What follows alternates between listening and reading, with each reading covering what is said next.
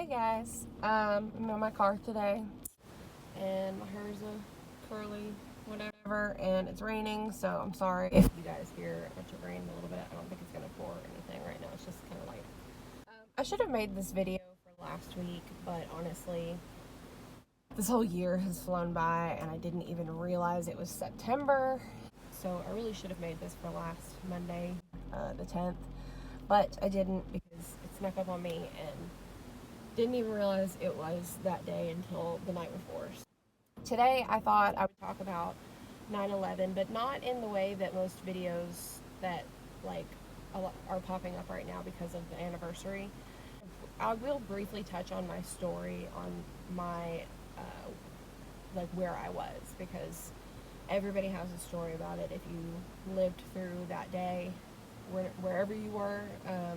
I've got friends from overseas that know where they were when it happened. I mean, everybody remembers that moment. So I vividly remember hearing about it and the whole day of it, and like thinking about it is really like already getting me choked up because I was so scared that day. I was so scared for like months, really. I was terrified.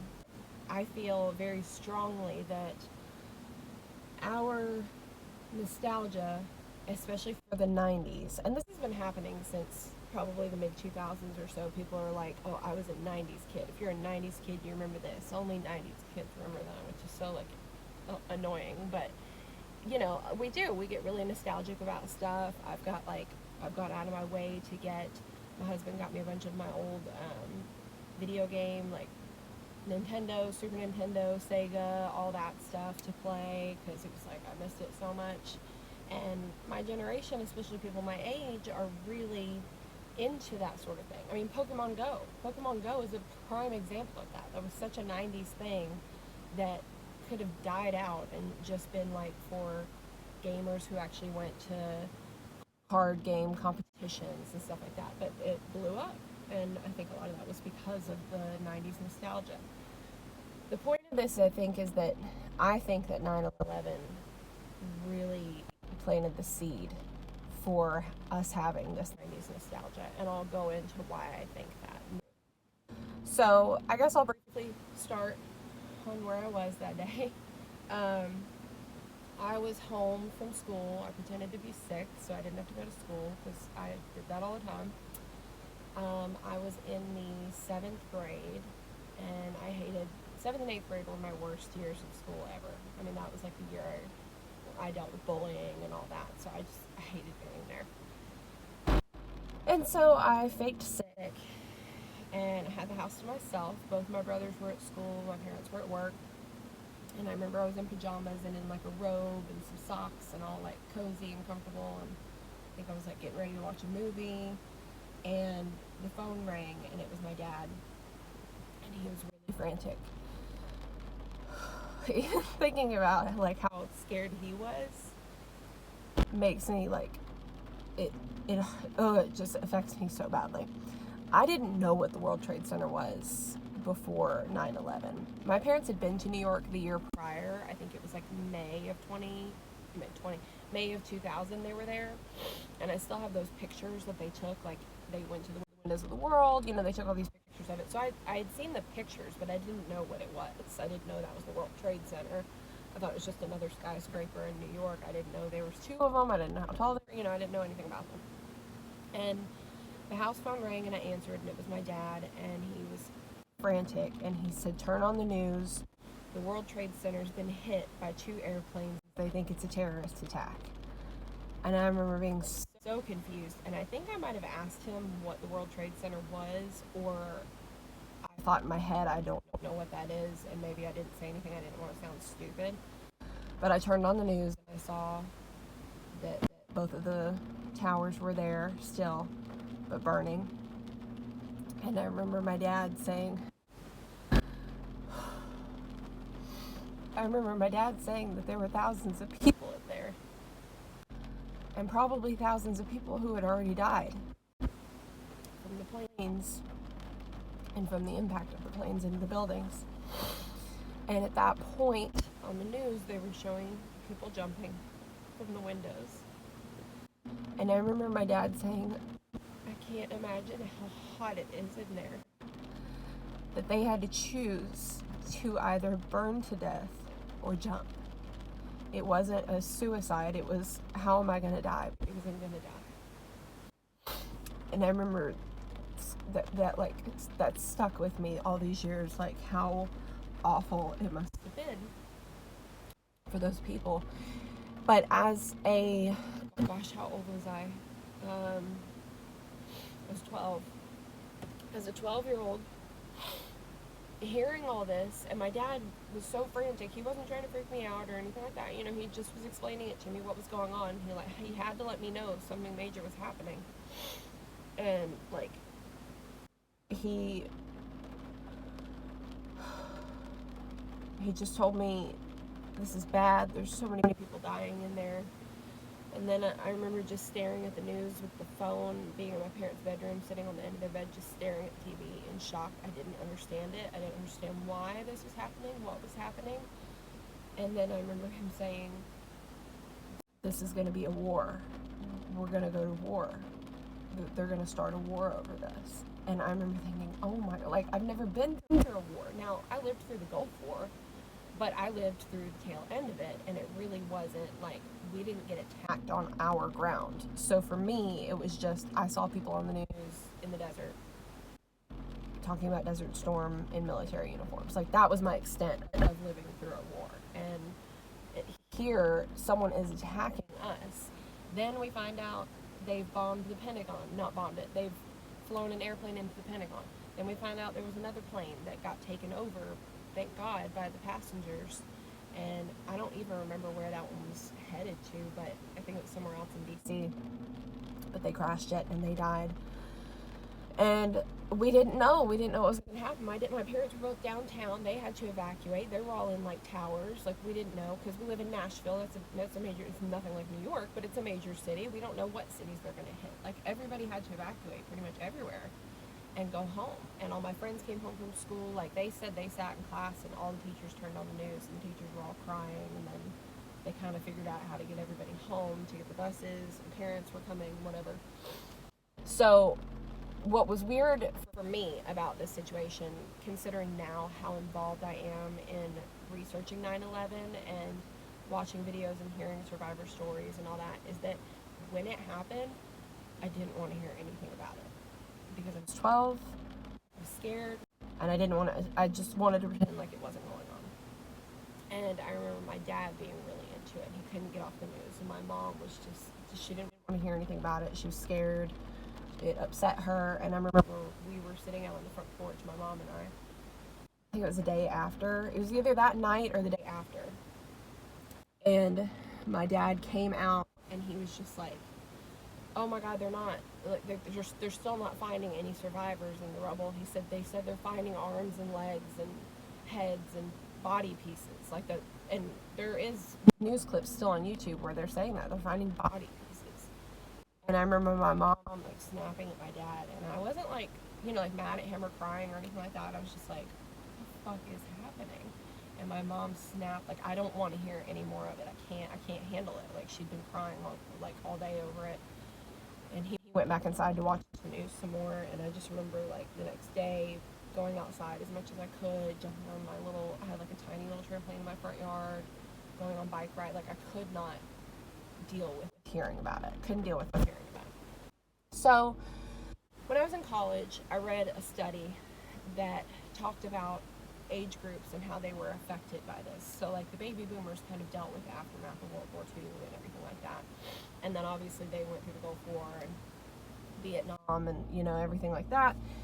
So they had, I guess, already sort of dealt with this stuff. They were prepared for it, whatever. And it talked about like little kids, like how toddlers seem to have been affected by it, if they were there or if they've even heard about it.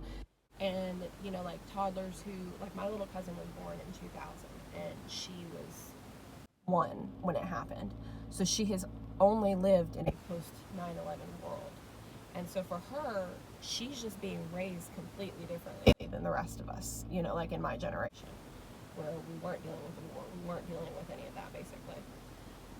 So it just talked about how each age group was affected differently. And it said, and I remember this striking me so much, but it said that the group that was most affected emotionally by it, by the tragedy of it. And I'm not talking about victims, people who lost, because obviously people who passed and people who lost people, people who have never even found a trace of their missing person, are obviously the worst victims of this. I'm not talking that, and I'm not comparing that. I'm talking on a social scale and a general scale of the population of the United States, of people who watched it from home, people who were affected by afar. But they always said that, this study said that the group that was most greatly affected, it seemed, was those who were 10 to 12 years old, or like 10 to 13 years old or something, when 9/11 happened, and I was 12 years old. And the reason behind that was very interesting, and I firmly believe this too. It's because we were prepubescent, we were still kids, but we were approaching, I'm in middle school, I'm going to be in high school soon, I'm going to get to drive, I'm going to do all this stuff, but yet we're still outside riding our bikes, we're still playing video games, we're still very much kids. And we were ready to make that safe and fun journey into teenagehood and journey into adulthood. And 9/11 came and sort of popped the bubble that we live in. It pushed us into adulthood. It pushed us into being very afraid of adult issues. And we very quickly saw how menial our lives were, and how, oh my God, I'm playing with these toys and stuff, but what if we get blown up tomorrow? Like, that affected us very greatly. And I believe that.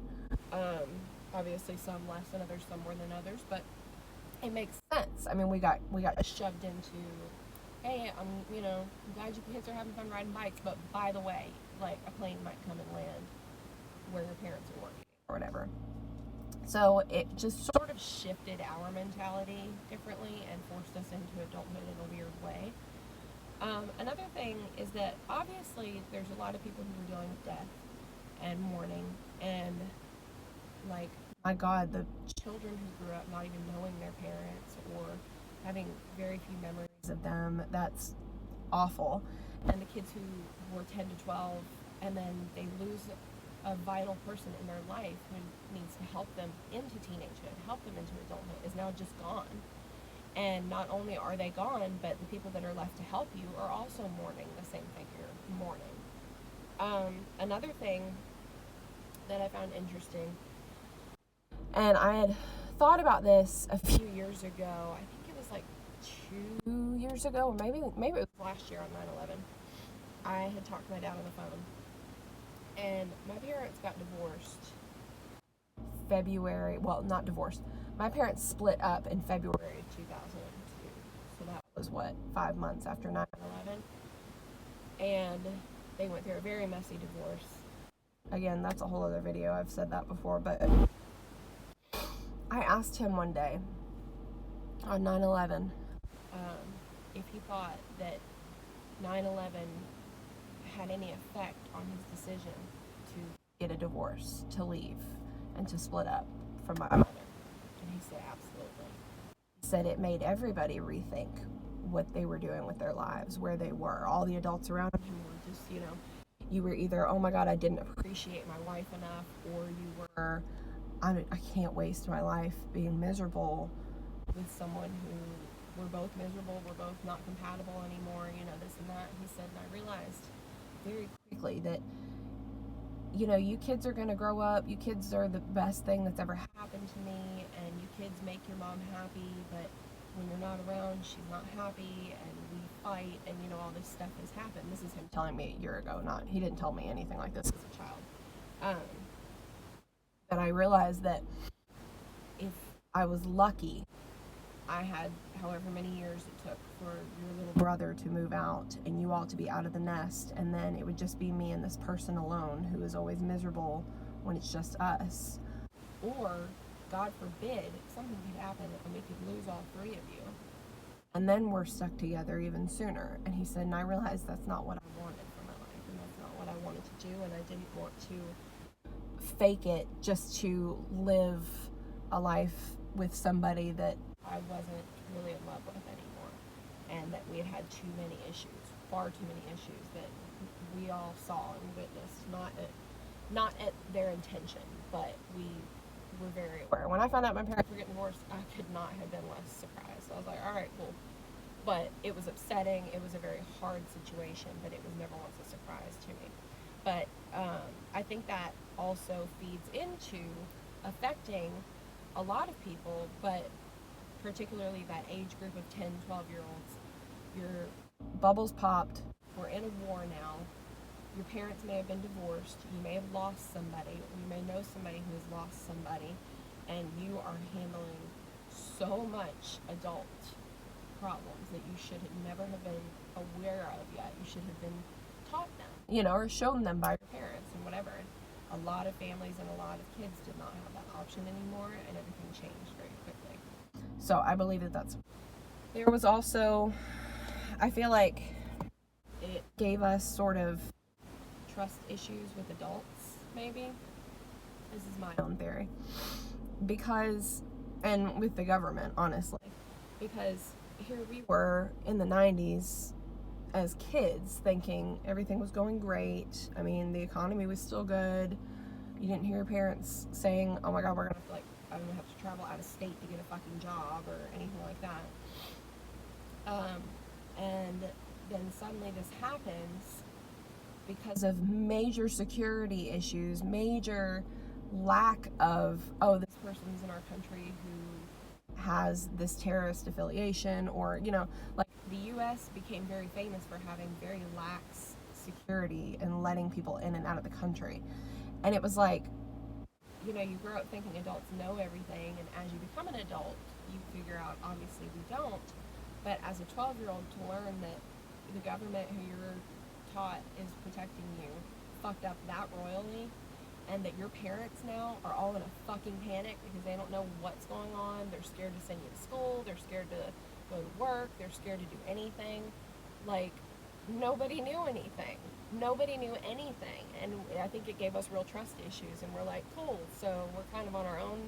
We're kind of all in the same group now. Like, you know what I mean? Like, none of us know what's going on. None of us know what's going to happen. None of us know how long this war is going to go on, still to this day. And it just kind of like forced us all into the same adult group who didn't know what the fuck was going on, didn't know what to do, didn't know how to handle it. So I think that really goes back to the theory of sparking this 90s nostalgia that we have. Because the greatest time in our lives, especially 10 to 12-year-olds, we grew up in the 90s. We had no problems. We had no worries. We didn't have to worry about a bombing. We didn't have to worry about, going to war. We didn't have to worry about anything like that. We didn't have any money worries. Obviously, there was poverty, but there was still a middle class. Like, middle class is weaning, and, it's very much like dividing the classes are. But we were much more in the middle ground in the 90s. We didn't have social media, so we didn't have all these sparks of people freaking out over everything. I mean, what you knew was just kind of within your family and what was on the news. It was simple. We didn't have cell phones. I mean, we didn't have to worry about carrying a cell phone around everywhere with us. You'd just be outside, be getting vitamin D, having fun, going inside to play some video games, go back outside, summertime, go to like someone's pool in the neighborhood, go jump on someone's trampoline. I mean, it was like the easiest fucking time in our lives. Quickly became the most difficult time in a lot of our lives. Like, a lot. And I think that really sparked the whole, like, oh my God, I missed that game. Or, oh my God, do you guys remember this? And people are definitely banking off of it, like re-releasing games, and I'm down for that. Re-releasing a Nintendo system, and, just all the easy stuff before everything got sort of convoluted. Even video games, like, I like video games, but even like today's video games are so much more in depth, whereas if you want to play Mario, you can just pick it up, play it for a minute, and put it down and walk away. Like, there's so much, there's like no commitment to old video games, you know what I mean? Like, you just sit down and have to play it all the way through, or you could just quit and come back later, or you'd leave it paused for hours and your parents would get pissed when they found out you left the game paused and you turned the TV off. But yeah, that's my theory. I really think that 90s nostalgia was sparked because of the events of 9/11 and the aftermath of what happened. I think that we reminisce on that time, thinking that everything was perfect when obviously it was not. But for people who grew up, that were born in the late 80s and grew up through the 90s, it was perfect for us, and it was safe, and it was happy, and it was simple. So I think that I think it really sparked it, and I'm down for it. I'm down for any 90s nostalgia. I got myself a Tamagotchi not long ago. You know, like, I'm fine with it. It makes me happy. It makes us feel good. It reminds us of the good times before we were stuck in all this war, before the economy crashed, before everything went to shit, basically. Hopefully we can start to recover soon. Hopefully we can get another president soon, but that's a whole other ball game. But yeah, I just wanted to talk about that and sort of tell my story, tell my theory, what I think about that. And if you would like to share your story on where you were, please leave that in the comments of this video below, because I really like reading those. I think it's so cool just to see where everyone was and how they viewed it and how they found out about it, when they found out about it, and I think it's really interesting. So please comment that below if you have a story about it. Please like this video and subscribe if you want to see more. I'm not sure what my next video is going to be, but I have a lot of ideas written down. So hopefully maybe next week will be something fun. And I can't fix this. I don't know what's happening with my hair. I never know. Whatever. All right. Thanks for watching, guys. Bye.